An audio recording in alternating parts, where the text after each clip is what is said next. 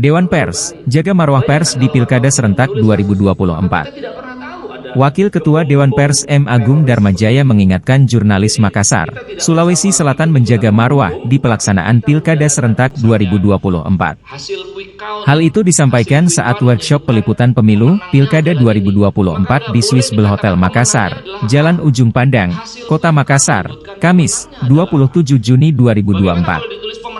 Ia mengatakan, pelaksanaan pemilihan presiden, Pilpres, berbeda dengan pelaksanaan pilkada. Di mana, kata Agung, kandidat untuk Pilpres tidak terlalu dekat dengan masyarakat pemilih. Hal itu membuat momentum Pilpres akan berbeda dengan momentum pilkada nanti. Jadi saya sangat berharap di daerah yang kita cintai ini, di Makassar dan Sulawesi Selatan, wartawan bisa bekerja seperti itu. Nah, kalau kita semua bisa bekerja dalam satu dalam suatu lorong, dalam suatu koridor yang bisa kita jalankan bersama, saya kira itu sangat baik. Apalagi prinsip pertama penting, kerja jurnalistik itu untuk mengejar fakta jurnalistik. Polisi mengejar fakta hukum. Karena kita harus itu.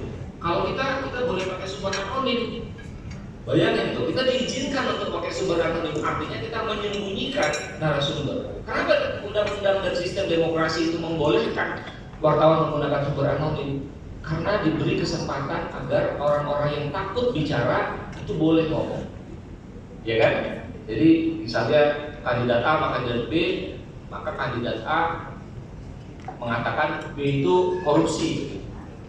Bisa nggak si A-nya ini bilang, tolong nama saya tidak disebut? Boleh, tapi itu kesepakatan antara kedua belah pihak. Kalau wartawannya bilang, oke, abang saya lindungi, nama abang nggak saya sebutkan, maka tanggung jawabnya berpindah dari si A menjadi kepada si wartawan. Boleh itu dilakukan. Nah, apa yang sekarang sering terjadi? Yang sering terjadi adalah wartawan yang ngarang. Dia bikin berita aneh-aneh seolah-olah itu sumber anonim. Menurut sumber yang sangat kami percaya, itu sering sekali kita lihat, ya kan? Padahal sumber itu tidak ada. Dia ngarang aja begitu. Nah, ini kan pelanggaran etik yang luar biasa, ya kan? Dia ngarang saja. Nah, makanya kemudian ada seorang ahli pers Amerika namanya Bill Kovac itu bikin syarat, boleh kalian pakai sumber anonim, cuma ada kalau nanti informasinya salah, nama Anda saya buka. Begitu. Di Jakarta, di Amerika barangkali itu bisa diperlakukan. Di Jakarta susah, di Indonesia susah. Kenapa? Karena sumbernya pasti akan nggak jadi ngomong, dia ngomong ke wartawan lain. Gitu. Jadi nggak berjalan. Nah, kalau di di Tempo, tempat saya kerja, saya bikin aturan waktu itu bahwa sumber anonim itu boleh dipakai asal lebih dari satu. Jadi 2 orang minimal yang ngomong, mengatakan hal yang sama gitu. Yang si A, sumber 1 mengatakan begitu, sumber 2 mengatakan begitu terhadap objek yang sama dan dua-duanya minta namanya dilindungi. Itu satu.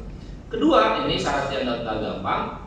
Narasumber itu hanya boleh dikutip secara anonimus jika dia menyampaikan fakta, bukan pendapat. Download Tribun X sekarang, menghadirkan lokal menjadi Indonesia.